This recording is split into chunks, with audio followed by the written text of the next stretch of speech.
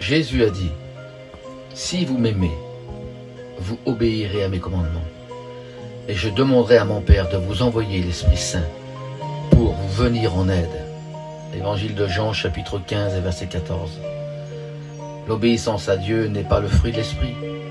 L'Église primitive en obéit bien avant de recevoir le Saint-Esprit. L'obéissance à Dieu est un choix que tout homme, toute femme doit faire, car le Créateur leur a donné cette liberté. Le premier couple, Adam et Ève, ont choisi de désobéir. Il n'y avait aucune personne d'autre pour les influencer. Abel a choisi d'obéir, Caïn, son frère, fit le contraire. L'Ancien Testament est plein d'hommes, de femmes qui ont choisi d'obéir à Dieu. Ça ne leur était pas imposé. C'était juste une preuve d'amour. Il faut lui obéir pour prouver que l'on l'aime. Avec quelle joie nous nous hâtons pour satisfaire le désir de quelqu'un qu'on aime, même s'il fallait y faire des sacrifices. On n'hésiterait pas un instant. La motivation de l'obéissance à sa parole et donc l'amour. Ces commandements ne sont point pénibles, car l'amour consiste à garder ses commandements. C'est la preuve. Dieu ne mesure pas l'intensité de notre amour pour lui par des paroles, non, mais par notre obéissance. Celui qui m'aime garde mes commandements. Jean chapitre 14 et verset 21. Si nous lui obéissons pas, notre amour ne sera que des paroles.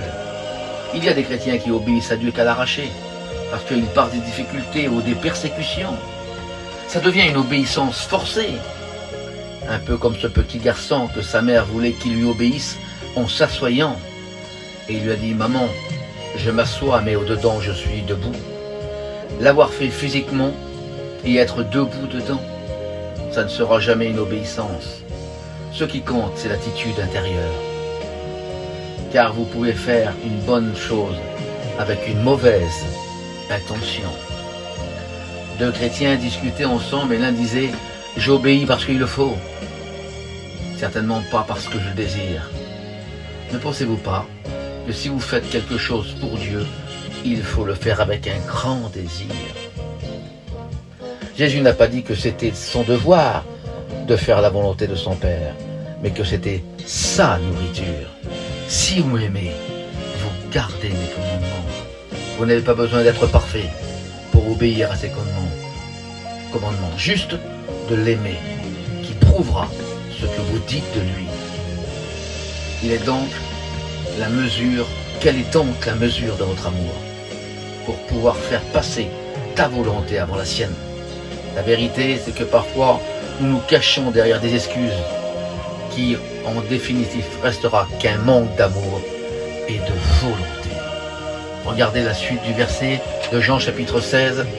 Il est avantageux pour vous que je m'en aille. Jésus devient dans ce verset un avantage pour nous quand il s'éloigne de nous. Oui, vous avez bien compris. Afin, dit-il, que je vous envoie celui qui vous guidera dans votre vie et dans votre marche d'obéissance. Obéir à Dieu, oui, restera un choix.